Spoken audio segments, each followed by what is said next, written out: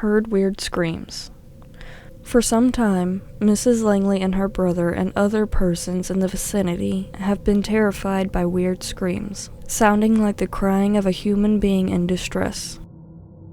When the beast was found, people in the community breathed a sigh of relief, thinking that these ghastly nocturnal noises would cease. But even since discovering the beast, the noises have continued, and now it is feared that a mate is still at large in the woods.